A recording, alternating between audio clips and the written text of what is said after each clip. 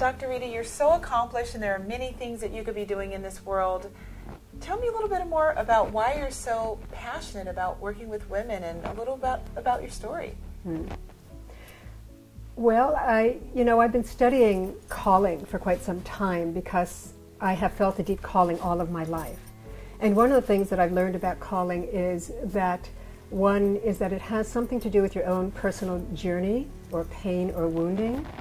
Two, that there's a deep need in the world. I believe that when your gifts, your abilities, your talents meet a deep need in the world, that actually is your vocation, that is your calling. And the third piece is that when you are engaged in it and embodied, it brings you joy. Wow. And so I felt called at a very young age. I felt a calling at a very young age to do something significant with my life. And when I looked at my mother, I couldn't see the possibility of the realization of the life I was called to live.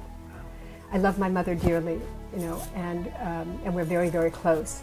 However, she never really developed her life, and she was, years ago, in the 50s, she was like a typical housewife, so to speak, right? Which I think is an extraordinary feat and accomplishment in and of itself, yes.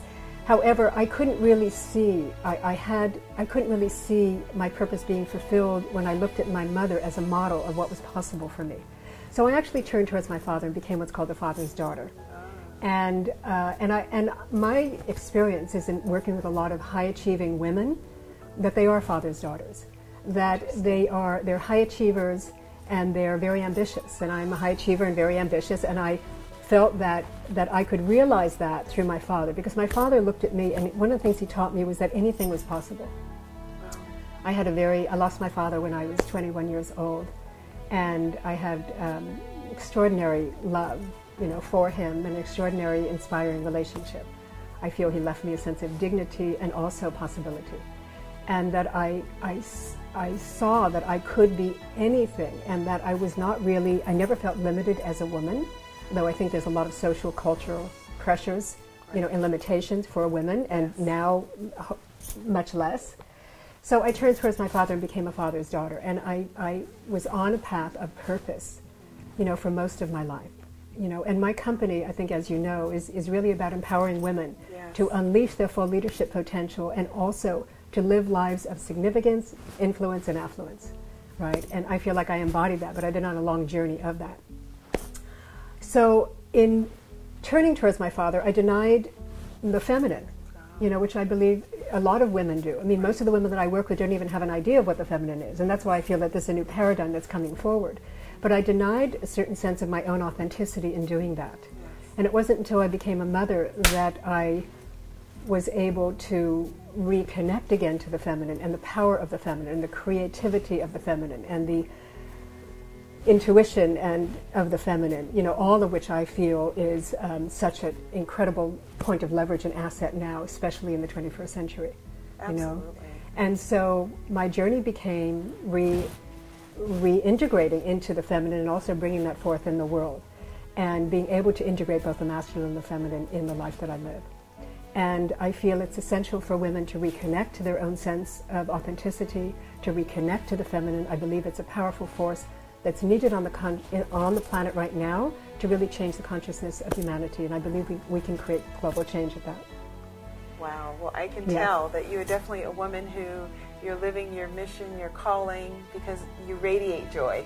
So you're obviously doing the work that you've been put on this earth to do, and we all benefit from that. You are definitely a woman who is answering her calling, who's full of joy, and I just want to know a little bit more about your story, just a little bit more about, what brought you to this space and time, and what do you see ahead of us here? Thank you.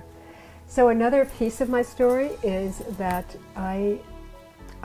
consciousness is one of my highest values, and I actually consider myself a light bearer. But I didn't come in exactly that way. When I was very, very young, I had a vision.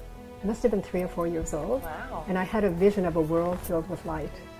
And yet the family I was brought into was nothing like that. It was dark. There was a lot of emotional pain, a lot of emotional chaos. And closing that gap of the world filled with light to the world I found myself in has been my life's journey.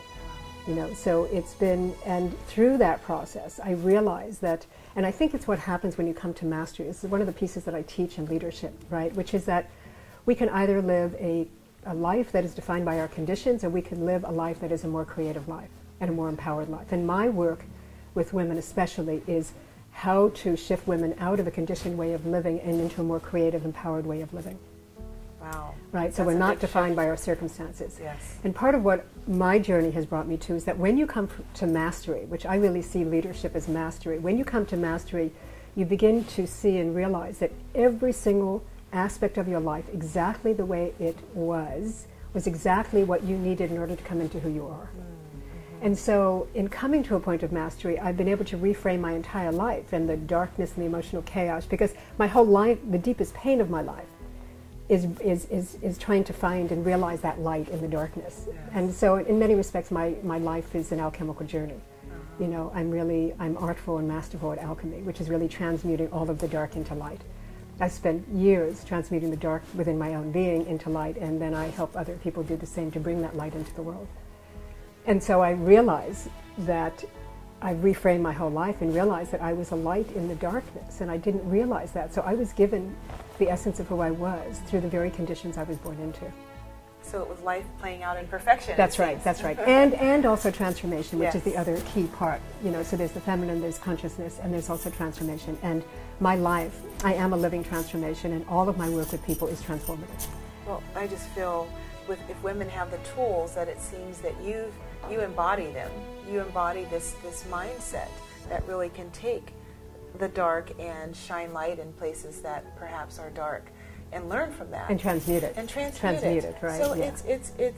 it seems as though not only are you sharing your passion and your gifts, but really it's a shift that's happening for these women who show up and are open to that mindset change. Absolutely. And it's a shift in their whole being. I mean, one of my definitions of transformation is, because my work, including the Global Leadership Summit, is not about information, it's about transformation, right? And that the difference is that transformation is who you come to be. It's a shift in who you take yourself to be. And when you create that identity shift, everything in your life changes. Because what holds us back from any real possibility other than what we're living is our self-concept.